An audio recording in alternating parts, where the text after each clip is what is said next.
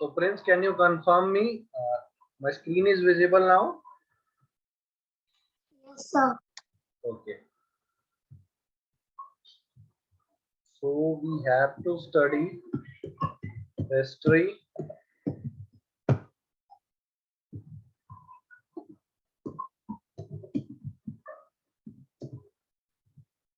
civics,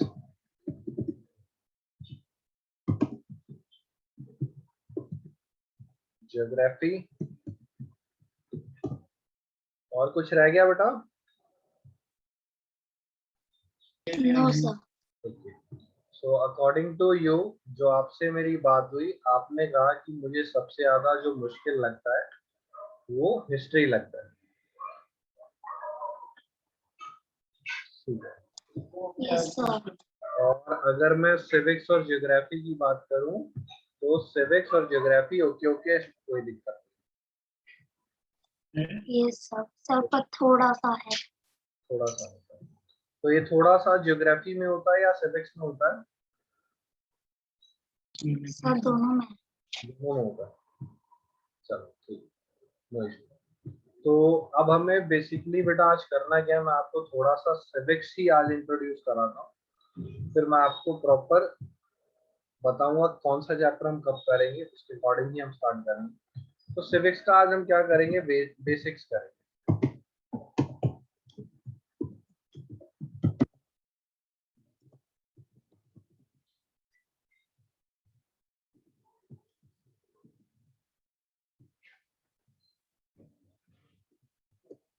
तो अभी school में कितने चैप्टर्स हो गए सिविक्स के आपके?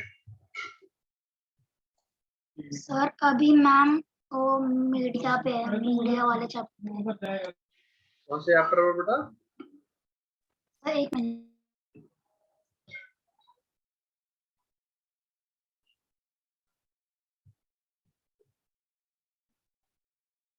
Sir understanding media. Understanding media, okay, very good.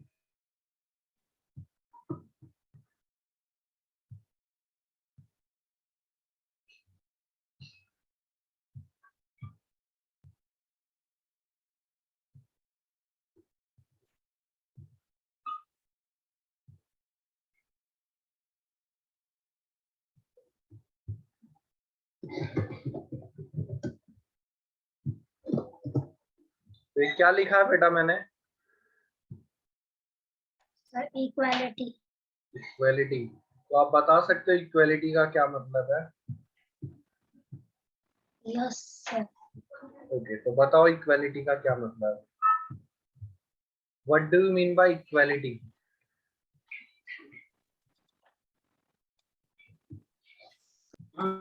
कि सबको हमें इक्वल समझना चाहिए। तो if we talk about equality, तो सबको हमें कैसे इक्वल समझना चाहिए? कुछ बेंचमार्क्स होंगे ना, हमें कैसे इक्वल समझना चाहिए? और एवरीबॉडी इज इक्वल। अच्छा, और तो वो ऐसे पहले ऐसे ट्रीट करते हैं कि कोई काला है कोई गोरा है। तो हमें एक तो आपने कहा काले गोरे का भेद नहीं करना चाहिए, सबको इक्वल एक समान राइट मिलना चाहिए। आंसर कास्ट पे कोई मुस्लिम। कास्ट सिस्टम नहीं होना चाहिए। और सर जैसे कोई वेज खाता है तो नॉन वेज वाले के साथ नहीं रहेगा। ऐसा सिस्टम नहीं होना चाहिए। यस। तो कोई एक्यूरेट डेफिनेशन देना चाहोगे बेटा? नो सर, एक ही है, वी शुड थिंक एवरीबॉडी। कोई नहीं, मैं लिखता हूँ। अभी आपको नोट नहीं करना बेटा, नोट करने के लिए मैं आपको अलग से time.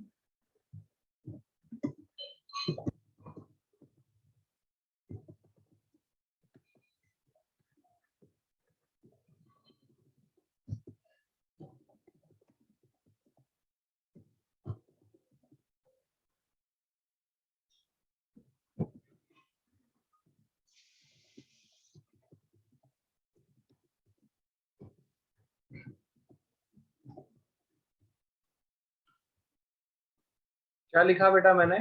It refers to providing adequate and equal opportunities to all. क्या मतलब है इसका? कि सबको हमें एजुकेट का मतलब क्या है? एजुकेट का मतलब क्या सब होता पढ़ाई लिखाई, है? सब पढ़ाई, इस वर्ड का मतलब क्या है बेटा? सब एजुकेट का पता है, एडुकेट का नहीं पता। एडिक्वेट, एडिक्वेट करना बेटा, एजुकेट करना। नो सर, नहीं पता? No sir. ओके, इसका मतलब होता है रिक्वायर्ड, यानी कि जितनी अपॉर्चुनिटीज की जरूरत है। एडुकेट का मतलब क्या है? जितनी अपॉर्चुनिटीज की जरूरत है, कम से कम उतनी अपॉर्चुनिटी तो सबको मिलनी चाहिए। और साथ के साथ ये अपॉर्चुनिटी कैसी मिलनी चाहिए? इक्वल। इक्वल का मतलब ना किसी को कम ना किसी को ज्यादा। ज्यादा। समझ आया आपको? Yes sir. तो इक्वलिटी का मतलब क्या है?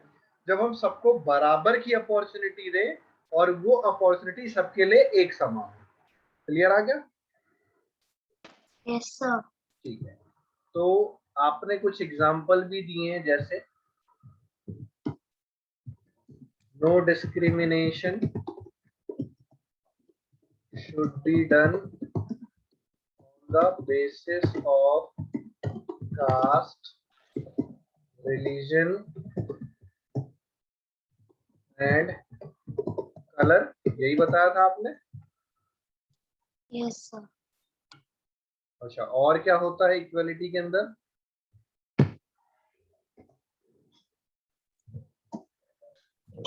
Equal rights are available for every citizen. जितने भी सिटीजन हैं सबको राइट्स कैसे मिलेंगे? इक्वल मिलेंगे। और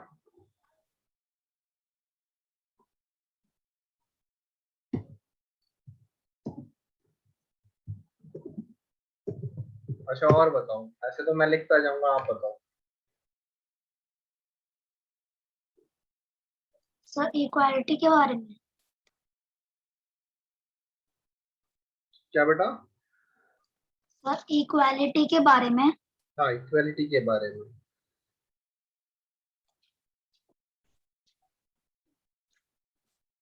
सर कि उनके लिए एक्स्ट्रा रूल्स नहीं होने चाहिए। No extra rules.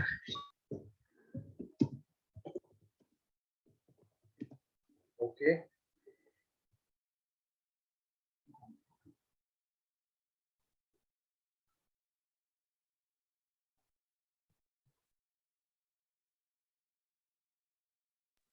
सर बस इतना ही पता है।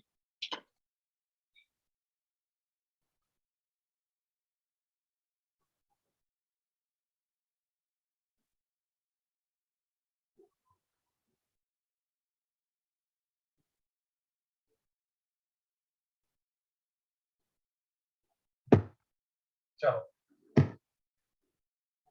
no extra rules should be there. Yes sir. No personal rule should be levied.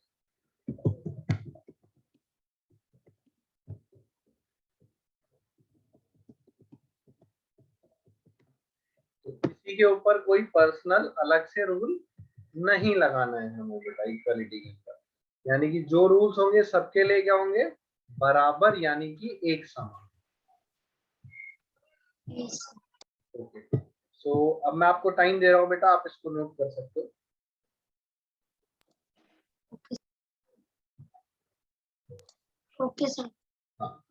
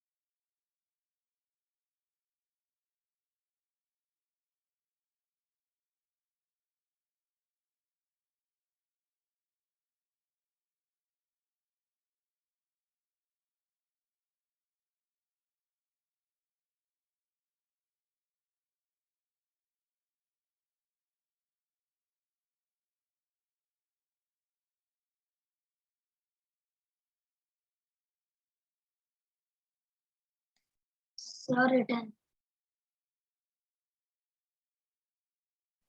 Okay, so अभी हमने क्या पढ़ा फ्रेंड्स? इक्वालिटी का मीनिंग।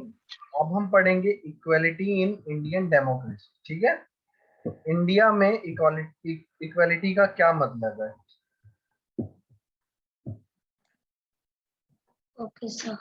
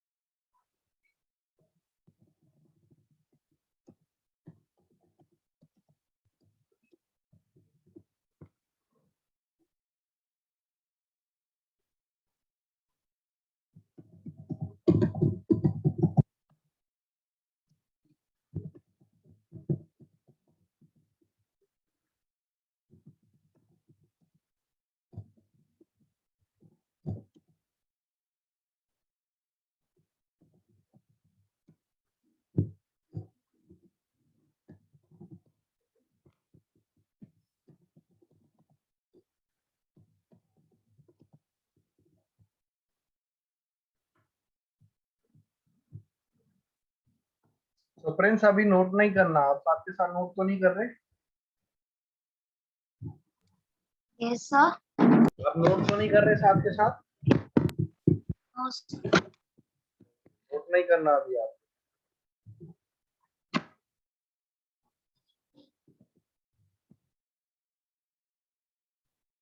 तो ये जो डेफिनेशन है मैंने लिखी है उसको ध्यान से पढ़ाऊंगा आपको मैं। क्या बोलती है definition? The Indian constitution recognise every person as equal. हर एक पर्सन इंडिया में क्या है? इक्वल है। इसका मतलब क्या है? This means that every individual in the country including male and female, तो चाहे वो मेल हो चाहे वो क्या हो, फीमेल। ठीक है, चाहे मेल हो चाहे फीमेल हो, चाहे किसी भी कास्ट के हो, चाहे किसी भी रिलीजन के हो, या किसी भी ट्राइब से बिलोंग करते हो, चाहे ज्यादा पढ़े लिखे हैं चाहे कम पढ़े लिखे, चाहे इलिटरेट है। इकोनॉमिक बैकग्राउंड का मतलब क्या है?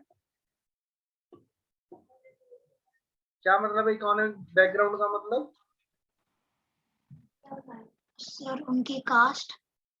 नहीं, वो तो कास्ट और रिलीजन तो अलग से मैंने आपको बताया। इकोनॉमिक बैकग्राउंड में दो चीजें आती हैं।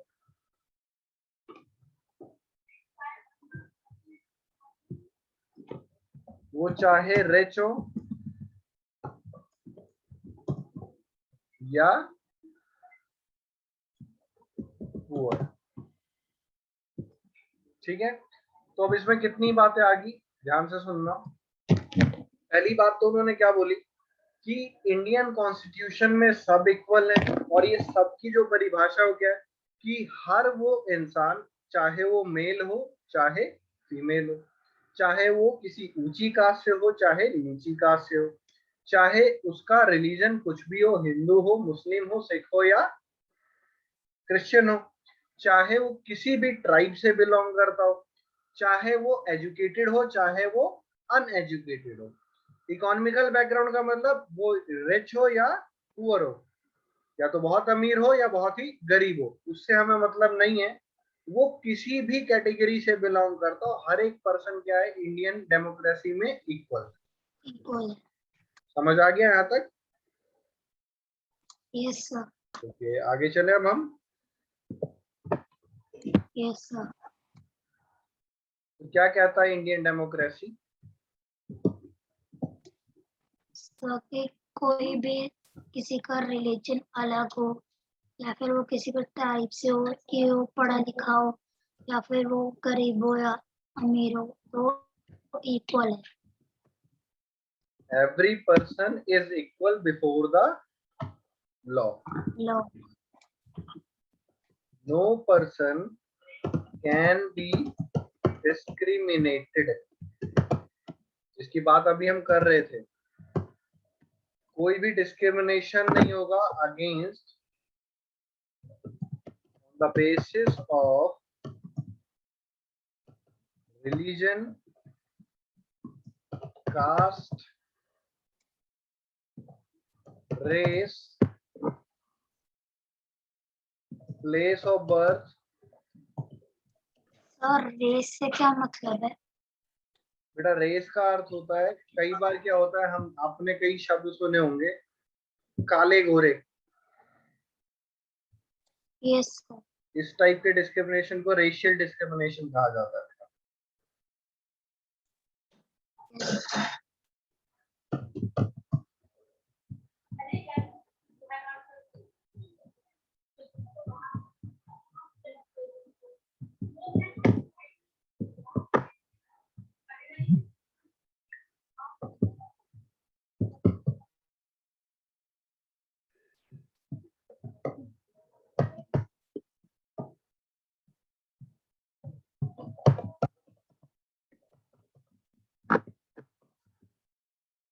Every person has access to all public places.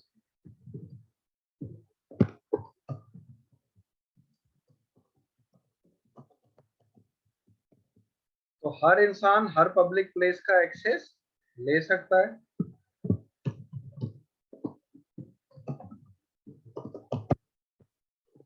Untouchability has been abolished.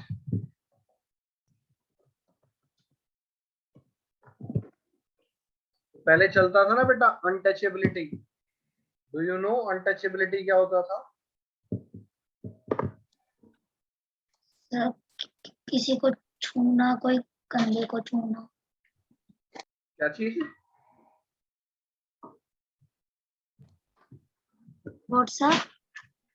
नहीं, आपने क्या कहा बेटा, मैं समझ नहीं पाया, बताओ एक बारी। अब जैसे कोई गरीब है उनको छूना, जैसे हाँ, कोई उस पे लोअर कास्ट। उस पे लोअर कास्ट वाले जब भी किसी अपर कास्ट वाले को टच करते थे तो वो उसको क्या करते थे, पनिश करते थे। उसे क्या कहा यस जाता सर। था? अनटचेबिलिटी कहा जाता था। ठीक है बेटा, अब आप इसको नोट कर सकते हो। Okay sir. यहाँ तक कुछ पूछना तो नहीं है आपको? नो सर, पर मैं फर्स्ट पॉइंट समझा नहीं, every person is equal before the law. First point को समझा दूं? Yes sir. ओके, आप नोट करो, फिर मैं अभी सारे ही पॉइंट दोबारा समझाता हूँ, नोट कर लीजिए।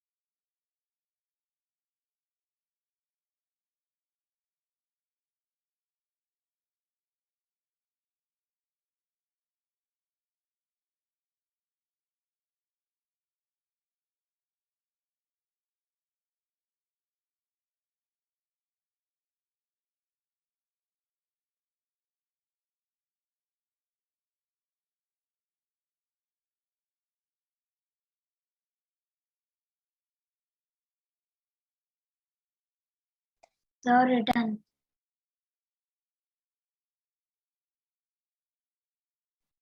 ओके बेटा, सो फर्स्ट पॉइंट आपको समझाना था, yes sir. Every person is equal before the law. इसका मतलब क्या है? लॉ की नजरों में हर इंसान क्या है? एक समान। सर लॉ मतलब वो लॉ मतलब जजमेंट ही सब। कानून, लॉ मतलब कानून। रिपीट। कानून बेटा, आपने कानून शब्द सुना है? Yes sir. तो इसका मतलब क्या है, कानून से पहले भी और कानून की नजरों में भी हर इंसान क्या है, इक्वल। Yes sir. किसी भी पर्सन को, पॉइंट नंबर 2, हम डिस्क्रिमिनेट नहीं कर सकते हैं religion, caste, race, place of birth के बेसिस पर।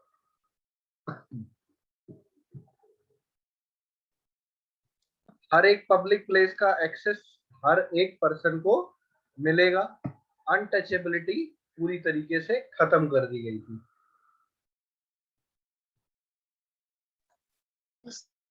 सर ठीक है सर, ये जो 4 पॉइंट्स है ये भी हमारे इंडिया में नहीं है ना? क्या चीज बेटा? सर ये जो इक्वालिटी इन इंडियन डेमोक्रेसी है, ये अनटचेबिलिटी और ये चारों जो पॉइंट है ये अभी भी इंडिया में होते हैं? नहीं, अब नहीं होते बेटा। इस पे लिखा हुआ ना, untouchability has been abolished. Abolish का मतलब खत्म कर देना। Okay sir. ओके। तो कभी भी इक्वालिटी को अगर लागू करना हो, यानी कि इक्वालिटी को इम्प्लीमेंट करना हो, तो एज अ गवर्नमेंट आप कैसे कर सकते हो बेटा implement? My question is how the equality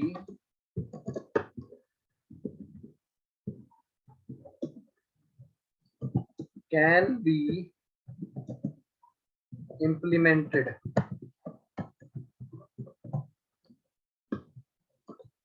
by the government।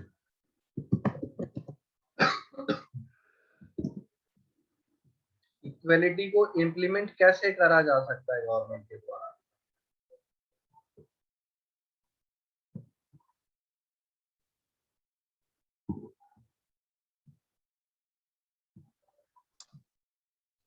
Sir no idea. अच्छा, आपको अगर गवर्नमेंट चलानी होती तो आप इक्वलिटी को कैसे इम्प्लीमेंट करते? घर पे कोई रूल बनाना हो तो पापा उसको इम्प्लीमेंट कैसे करते हैं? जैसे उन्होंने कहा 9 बजे के बाद टेलीविजन कोई नहीं देखेगा, इस रूल को इम्प्लीमेंट कैसे करेंगे? सर उनको बोल के। पहली बार तो क्या करेंगे, तो दूसरी बार क्या करेंगे?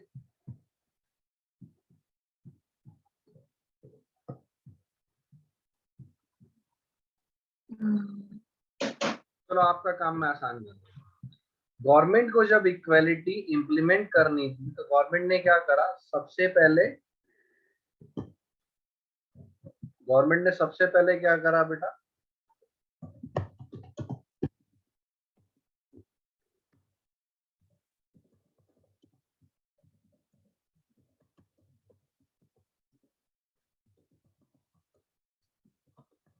गवर्नमेंट ने रूल्स एंड रेगुलेशन बनाए।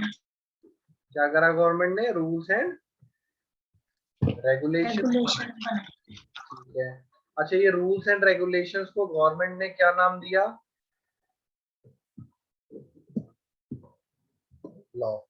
गवर्नमेंट ने कहा जो कोई इक्वालिटी को फॉलो नहीं करेगा वो इसका मतलब क्या तोड़ेगा?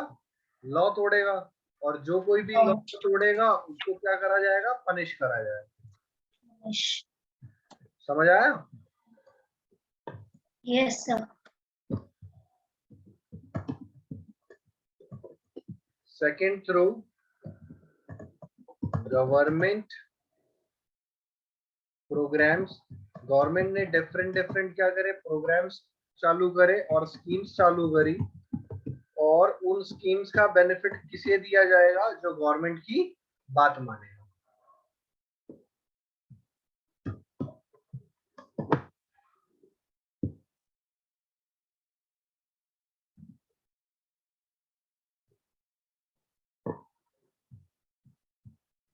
ठीक है, ऐसी स्कीम का एग्जांपल आपको दूं मैं एक। Yes sir.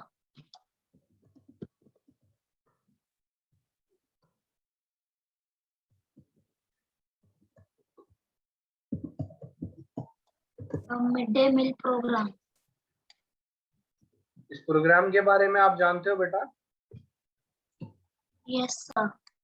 जितने भी गवर्नमेंट स्कूल है उनमें स्टूडेंट्स को क्या करा जाता है, मिड डे मील प्रोग्राम के तहत खाना दिया जाता है। क्यों दिया जाता है? ताकि जब सारे स्टूडेंट एक साथ बैठकर खाना खाएंगे तो उनके अंदर क्या होगी, इक्वालिटी की भावना होगी। Yes sir. समझ आया बेटा आपको? Yes sir. इसको नोट कर लीजिए आप। Okay sir.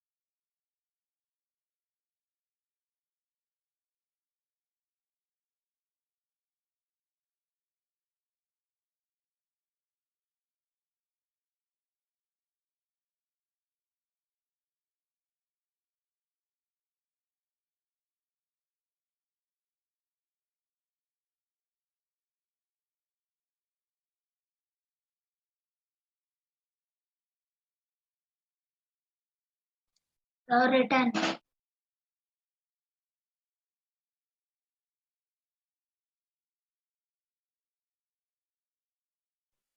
ओके बेटा। तो अभी तक जो मैंने आपको बताया उस पर कुछ doubt? No sir. Okay.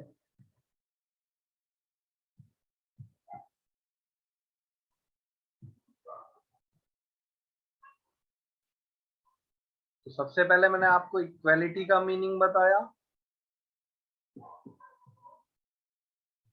Yes sir. फिर मैंने इंडियन डेमोक्रेसी में इक्वालिटी कैसे काम करती है ये बताया।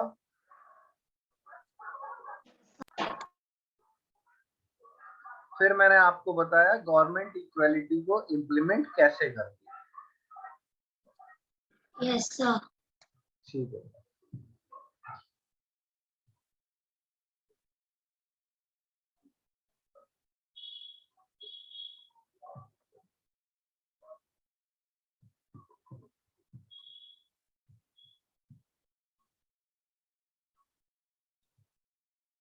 सो प्रिंस, अब आपसे कुछ बात करनी है मुझे। अभी कोई ऐसा सब्जेक्ट जिसका आपको डेमो मिला और जिसमें आपको कुछ प्रॉब्लम आ रही हो समझने में, या टीचर का वे ऑफ टीचिंग आपको समझ में आ रहा हो? No sir. अच्छा, सबसे बेस्ट क्लास कौन से टीचर की लगी आपको? Sir science. साइंस की अलिशबा मैम की। Yes sir. तो टीचर चेंज करने की जरूरत नहीं है ना? No sir. Okay.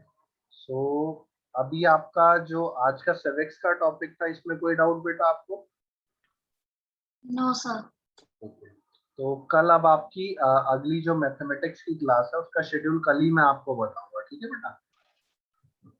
Okay sir. अभी के लिए इतना ही, इसको रिवाइज कर लेना, ठीक है? Okay sir. Bye, good night. Okay sir. Good night sir.